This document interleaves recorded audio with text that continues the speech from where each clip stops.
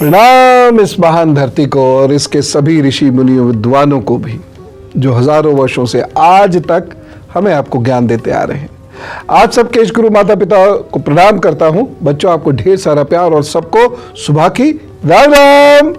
बच्चों की जब लड़ाई होती है ना, अब तो मुझे पता नहीं, लेकिन हमारे बचपन में तो यही होता था।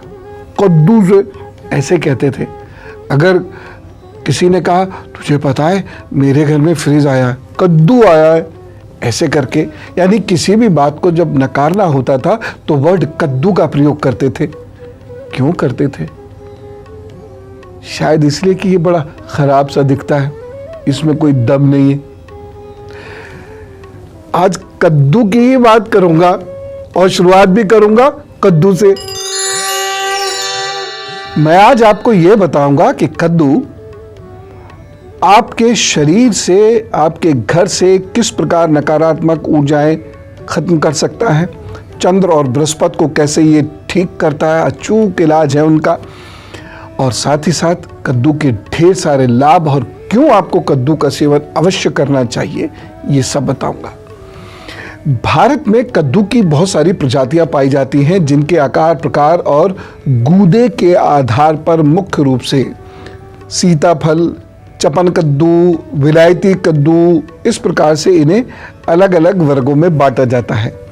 हमारे यहाँ विवाह जैसे मांगलिक अवसरों पर कद्दू की सब्जी और हलवा आदि बनाना खाना शुभ होता है। आ गया होगा मुंह में पानी। अब आजकल के बच्चों ने पता नहीं देखे ना देखा, लेकिन हमने तो खूब देखे हैं, और जो थोड़े से बड़े लोग हैं उन्होंने देखा ही होगा। लोगों में ये धारणा है कि कद्दू मीठा होता है, इससे जो है शुगर के रोगियों को परेशानी हो सकती है। बिल्कुल गलत। कद्दू मीठा नहीं होता, बल्कि शरीर के इंसुलिन लेवल को बढ़ाना कद्दू का काम होता है। कद्दू में मुख्य रूप से बीटा कैरोटीन होता है, जिससे विटामिन ए मिलता है, इसलिए कद्दू बहुत फायदेमंद है। खास तौर से पीले और संतरी कद्दू में कैरोटीन की मात्रा अपेक्षाकृत ज्यादा होती है। बीटा कैरोटीन और एंटीऑक्सीडेंट ये कद्दू में होते हैं, जो शरीर में फ्री रेडिकल से निपटने में मदद करता है। कद्दू के बीज काजू के समान गुणवत्ता युक्त होते हैं, पौष्टिक और बलवर्धक होते हैं, वीर्यवर्धक होते हैं, बुद्धि को बढ़ाते हैं और मन को शांत करते हैं। कद्दू के बीज बड़े गुणकारी होते हैं। इसके बीज विटामिन सी और E, iron, calcium, magnesium, phosphorus, potassium, zinc, protein और फाइबर से भरपूर होते हैं। ये बलवर्धक होते हैं, इससे रक्त साफ होता है, पेट साफ होता है कद्दू के बीजों से, पित्त और वायु विकार दूर करता है, और बालों के लिए क्या करता है मैं चलते हुए बताऊंगा। मस्तिष्क के लिए भी ये बहुत ज़्यादा फायदेमंद होता है। बहुत सारे प्रयोग हुए कद्दू पर, जिसमें ये पाया गया कि जिसे हम ऐसे ही कह देते हैं ना कद्दू, तो कद्दू के छिलके में एंटीबैक्टीरियल एलिमेंट्स होते हैं, जिसकी वजह से शरीर में संक्रमण फैलाने वाले जीवाणु समाप्त हो जाते हैं। इन्हीं खूबियों की वजह से कद्दू को प्राचीन काल से ही गुणों की खान माना जाता रहा है, और एक देवी से भी इनका सीधा संबंध जुड़ा हुआ है, जिनकी पूजा नवरात्रि में होती है, और देवी जी का नाम है कूष्मांडा माँ। तो ये अजीब सा दिखने वाला फल क्या क्या लाभ देता है, ये जरूर समझ लीजिए। हो सकता है कि बच्चे कद्दू खाने लग जाएं ये सुनने के बाद। हाथ पैरों में जलन होना या हाथ पैर बहुत गर्म महसूस होना, हथेलियां और पैरों के तलवे जलन होना या गर्म महसूस होना, ये अच्छी निशानी नहीं है। क्या करना चाहिए ऐसे में? कद्दू के बीजों को पीस लीजिए और इसका लेप जलन वाले हिस्सों पर करना शुरू करिए, राहत मिलती है। लेप के सूख जाने पर हाथ पैर या जलन वाले अंग को नमक के घोल से धो लीजिए, तेजी से आपको आराम मिलेगा।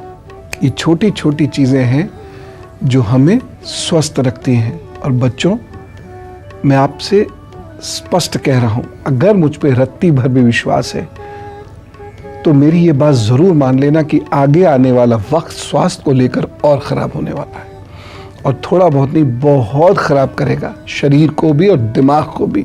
ख़ास तौर से दिमाग के रोग बढ़ेंगे। इसलिए छोटी छोटी चीज़ों को ध्यान में रखते हुए और मस्ती से अपनी ज़िंदगी गुजारो। मैं ये नहीं कहता वहमी हो जाओ, लेकिन ज्ञानी हो जाओ, जिससे आपको ये पता लग जाए कि क्या खाने से मन और शरीर खराब हो जाता है। जिंदगी जियो तो दौड़ते हुए जियो, रगड़ते हुए मत जीना। फिर बात करें कद्दू की। कद्दू के 1 ग्राम बीजों में करीब 22 मिलीग्राम ट्रिप्टोफैन प्रोटीन होता है। इससे नींद बड़ी अच्छी आती है। ये नींद की दवा नहीं है, ये एक प्राकृतिक औषधि है। यदि अनिद्रा से ग्रस्त रोगियों को ग्लूकोज के साथ कद्दू के बीजों का सेवन कराया जाए तो उन्हें साधारण दिनों की तुलना में बेहतर नींद आएगी। गांव में जी मिचलाना, थकन होना, चिंतित हो जाना, स्ट्रेस्ड हो जाना, अगर ऐसा हो गया, या किसी जंगल में या कई ऐसी जगह हैं जो आपको मान लीजिए डॉक्टर नहीं मिल रहा, ये सारी प्रॉब्लम्स हो गई, तो कद्दू के बीजों को चीनी के साथ मिलाकर या शक्कर के साथ मिलाकर खा लीजिए और देखिए। वैसे भी आपको एक बात बताऊं, जिन लोगों का दिमाग कमज़ोर है और जल्दी स्ट्रेस्ड हो जाते हैं, उन लोगों को कद्दू को शक्कर के साथ, शुगर नहीं कह रहा हूँ, शक्कर, गांव में जाएंगे पता चल जाएगी, इस बहाने गांव भी तो घूमेंगे थोड़ा, उसके साथ मिलाकर खाने से दिमाग मजबूत होता है, न्यूरॉन्स इम्प्रूव होते हैं, इस वजह से स्ट्रेस नहीं होता, हिम्मत रहती है आपके अंदर, है ना। वैसे भी तो कहा जाता है हिम्मत मर्दा मदद खुदा, तो हिम्मत देता है आपका दिमाग, इसलिए इसको मजबूत कीजिए, इससे मत खेला कीजिए। शरीर के जिन हिस्सों पर घाव पक चुके हैं या किसी तरह से संक्रमित हो गए हैं, उन जगहों पर सूखे बीजों का चूरन डाल दीजिए, या बीजों को हाथ के हाथ कुचलिए और उसका रस टपका दीजिए। इन्फेक्शन दूर होने लगेगा और बहुत जल्दी आराम आ जाएगा घाव में। कद्दू का रस सेहत के लिए बड़ा फायदेमंद होता है। क्यों? क्योंकि इसके पीने से यूरिन ज़्यादा आता है, मूत्रवर्धक होता है। उससे क्या होता है? पेट संबंधी गड़बड़ियां ठीक होती हैं। और क्या होता है? पथरी तक घुल के निकल जाती है। जी हाँ। साथ ही साथ ये खून में शर्करा की मात्रा को नियंत्रित करने में सहायक होता है और अग्नाशय को भी सक्रिय करता है। इसकी वजह से चिकित्सक, सुन लीजिए, चिकित्सक खुद कहते हैं कि डायबिटीज के पेशेंट्स को कद्दू खाना चाहिए, और हम कहते हैं कद्दू मीठा है, नहीं खाना चाहिए।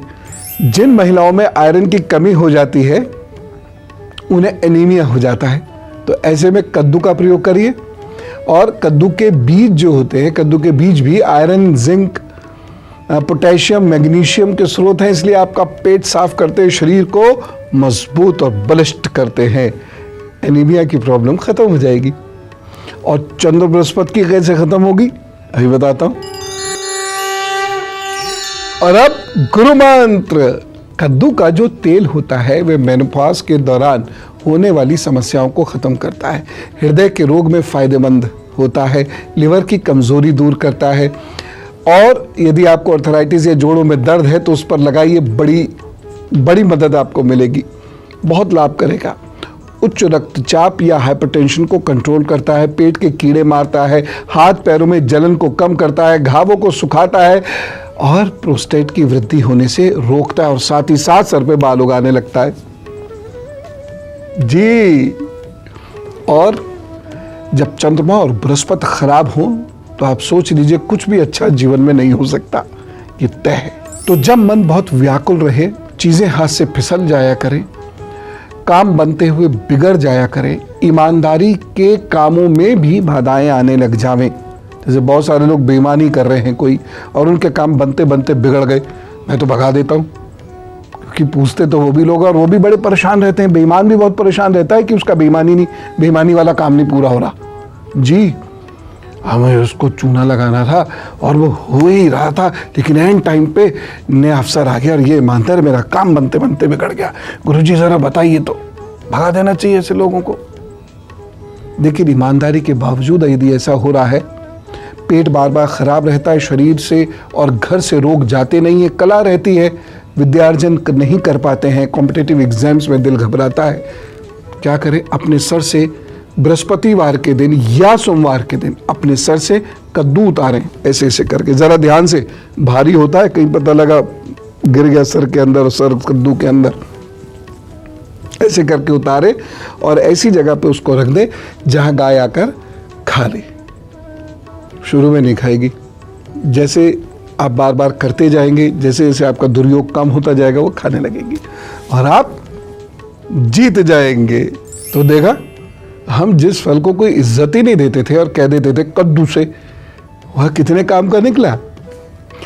चंद्र और बृहस्पति के उपायों के रूप में कद्दू का इस्तेमाल जरूर करना और यकीन रखना आपको ये बहुत लाभ देगा।